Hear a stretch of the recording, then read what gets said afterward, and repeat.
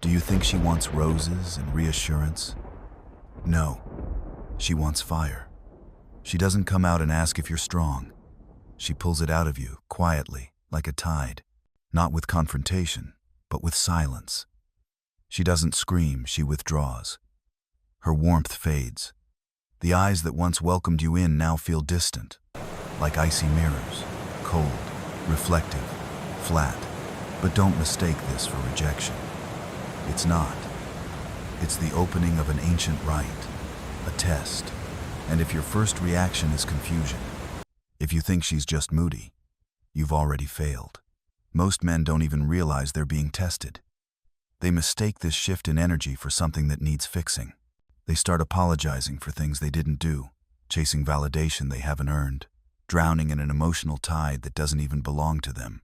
They regress, become boys again, soft-spined, approval-seeking, and that's when it's over. Because it was never about your niceness. It was about your backbone. Carl Jung saw this dynamic long before the world tried to turn masculinity into a headline or a punchline. He understood the symbolic landscape of the soul, where the feminine wasn't a partner but a portal. Women don't ask you to be a man with instructions. They summon it through contradiction, through chaos, through the friction of not making sense. Because only through facing the inner feminine, what Jung called the Anima, can a man ever come into wholeness or be shattered trying.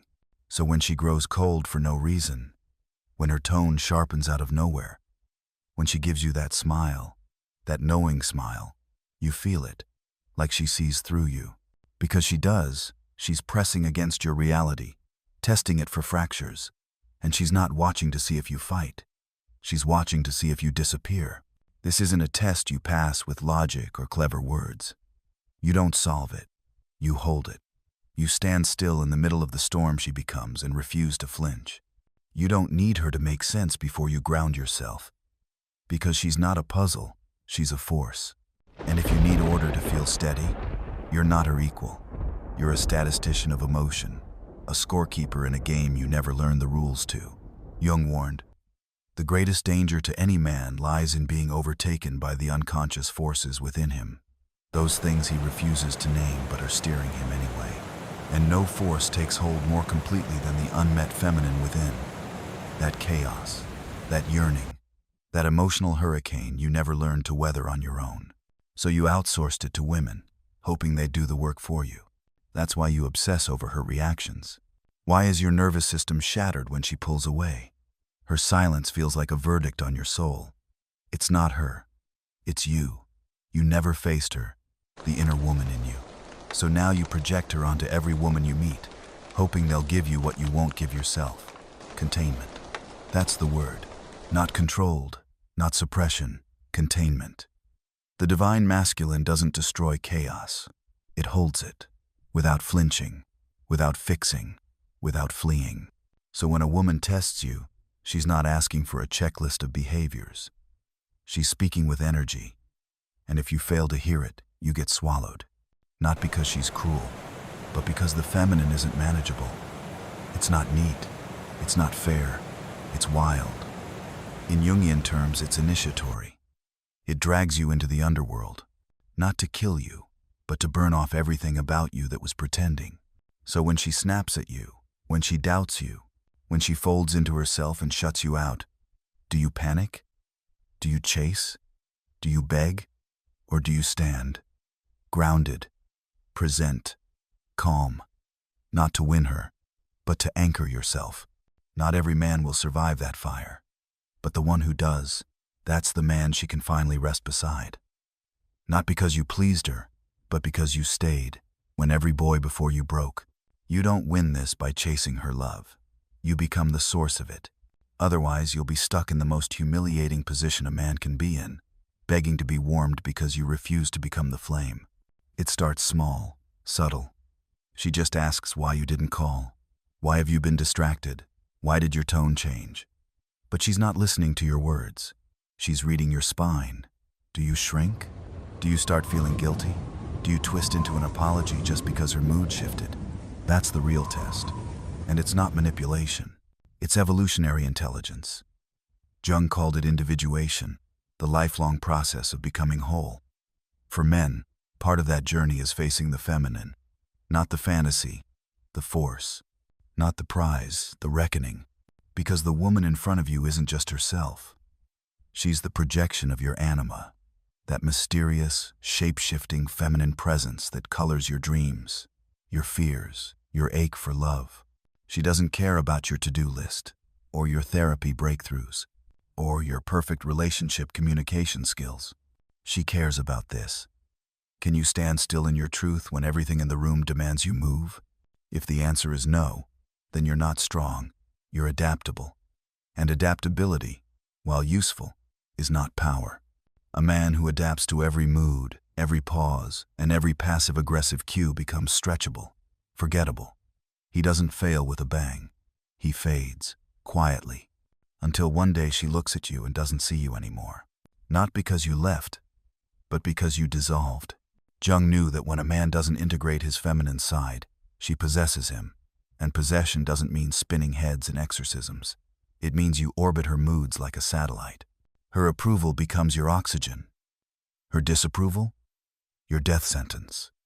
Your center of gravity isn't you anymore. It's her. And that's the most dangerous place a man can be. Split in two. Outwardly stable. Inwardly begging. Eyes darting. Needy. Desperate for signals that you're still okay in her eyes. That's the ruin. Not the rejection. The ruin is when her mood becomes your compass. Her disappointment becomes your collapse. Because she was never asking for you to be flawless. She was asking if you belong to yourself. If you could say no without shaking. If you could love her without needing her to hold you up. If you could stand still in her storm and not dissolve. The immature anima whispers lies that sound like comfort. It tells you, just merge with her, just agree, just become soft and compliant, and everything will be okay. But that's not peace. That's disappearance. That's the myth of the nice guy, the man who thinks he can earn love by vanishing inside it. True peace comes when a man stands vertical, when he carries a spine, not a smile, when his love is real, but his identity is non-negotiable. And when a woman feels that gravitational pull of a man who doesn't flinch, something ancient in her shifts, something instinctual says, I'm safe here. Not because he silences her, but because he doesn't disappear. That's when the tests begin to fade. Not because she's done, but because there's no more need. She knows this man won't crack. Not because he's numb, but because he's integrated. He's met the chaos within himself, and he's not afraid of hers. He doesn't panic when she doubts him, because he's already answered his questions. He's not shaken by her heat because he's forged in his fire. He doesn't retreat into coldness or explode into rage. He contains. And that, to her, is rarer than perfection. It's true. When a woman sees that in you, that calm, centered presence that can hold the wildness without breaking, she either rises to meet it or she walks away. Not because she's angry, but because she knows this kind of man isn't someone you play with.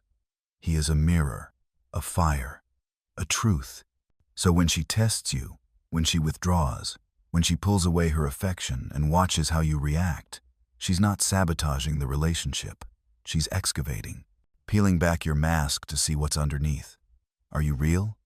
Or are you just another man who performs love for approval?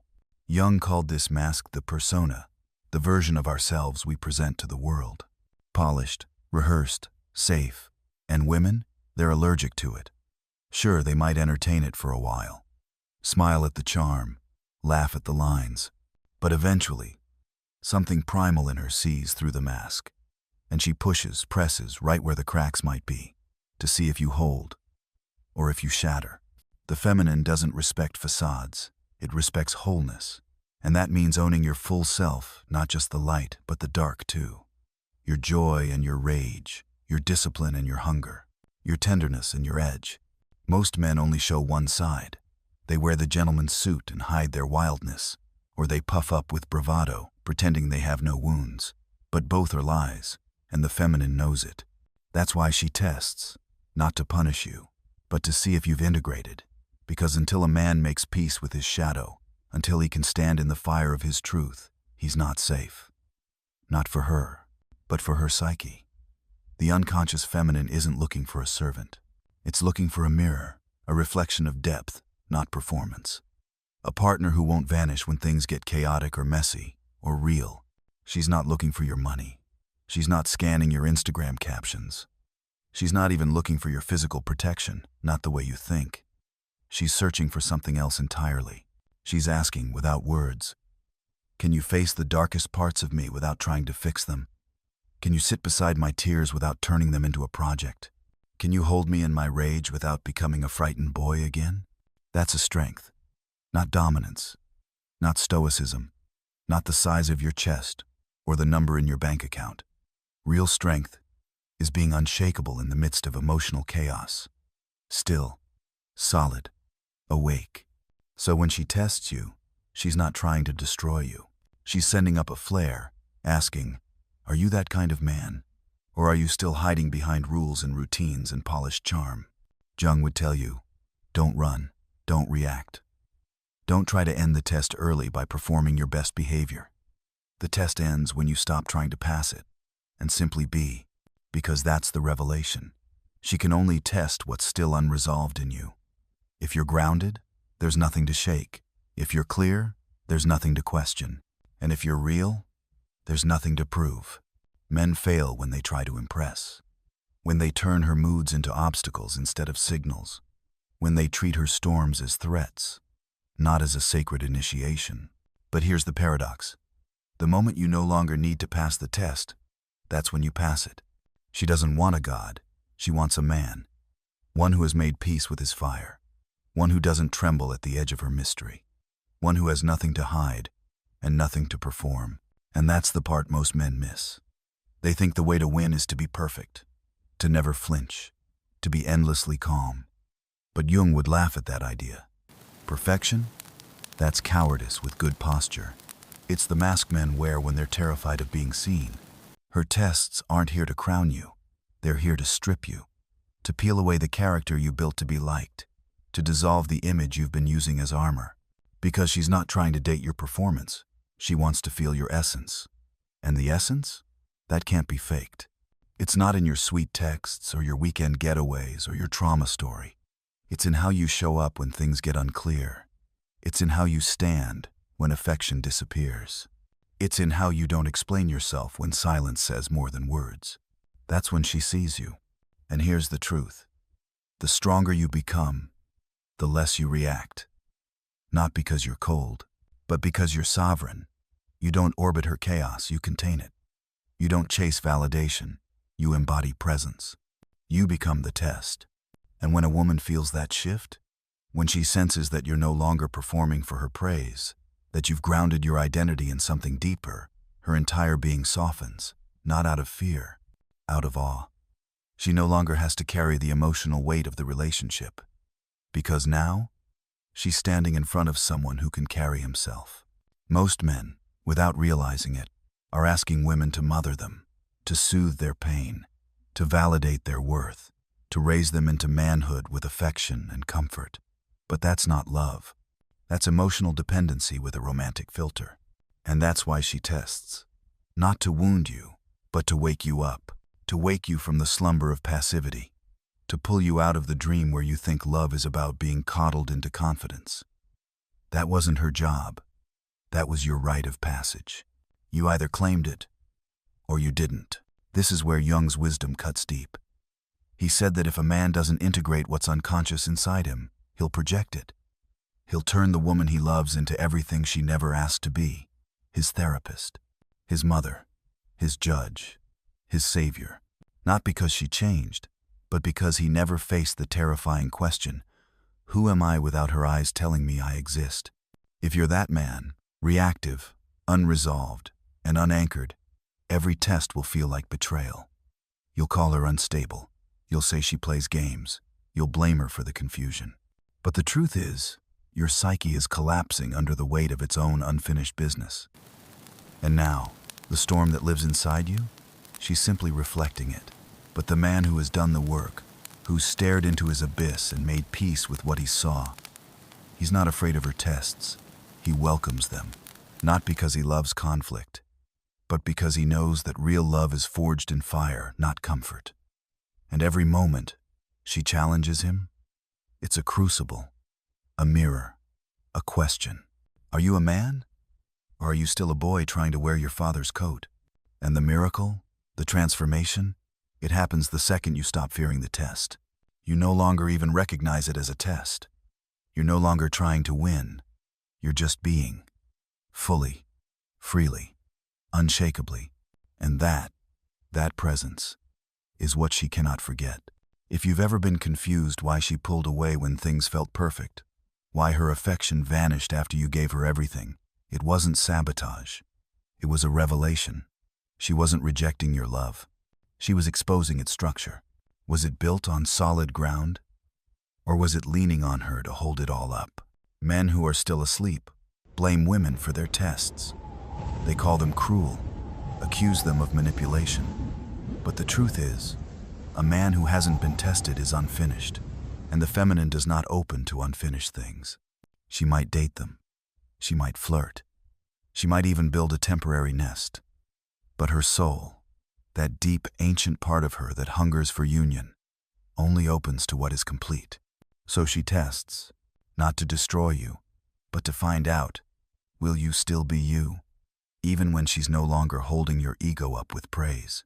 Because if the only version of you that exists is the one she validates, then she's not dating a man, she's dating a ghost. Jung warned, the final task of a man is integration, to gather all his parts, his anger, his fear, his lust, his grief, his brilliance, his doubt, and marry them. Bind them into one force that cannot be divided. Only from that place, centered, full, indivisible, does a man become someone she can truly trust. Not because he promises forever, not because he's polished and poetic, but because when the storm hits, he stays. Not just physically, psychically, emotionally, energetically. Most men only have two modes, chase or withdraw. When she tests, they either panic, plead, explain, cling, or shut down, turn cold, go passive-aggressive, go dark. But both reactions come from the same wound. They still need her to believe in them because they haven't learned to believe in themselves. But the man who's walked through hell and met his monsters, he doesn't fear hers. He sees the rage in her eyes and doesn't flinch. Not because he's arrogant, but because he's aware. Because he doesn't love her with desperation. He loves her with discernment. And he understands something that most men never learn. The test was never about her. It was always about him. When he passes, not by pleasing her, not by performing for her, but by simply remaining, something profound happens. Her chaos quiets, not because he silenced her, but because she found in him what she couldn't find anywhere else, a place to rest without fear of collapse. That man doesn't chase. He doesn't perform. He doesn't justify. He simply is. And in a world flooded with noise, fragility, and pretense, that kind of man is revolutionary. So remember this, her test is not a threat.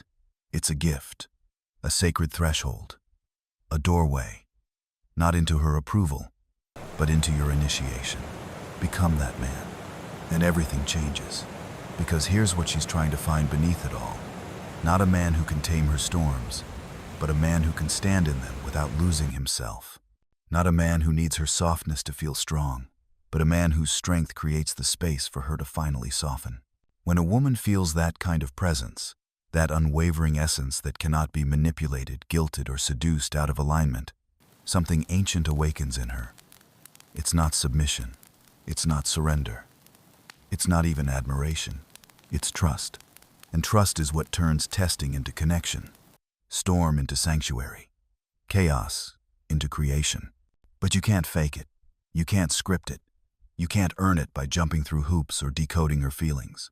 You become trustworthy when you're willing to face yourself first, to face your fear of rejection, your addiction to approval. You need to be seen, your ache to be enough, because the woman is not your enemy. She's your mirror, and when she tests you, she's not trying to wound your soul. She's trying to wake it up. And if you're awake, truly awake, you won't just pass the test. You'll bless it, because you'll realize, in hindsight, that every challenge she offered, every doubt she voiced, every silence she sat in, it wasn't to hurt you. It was to reveal you.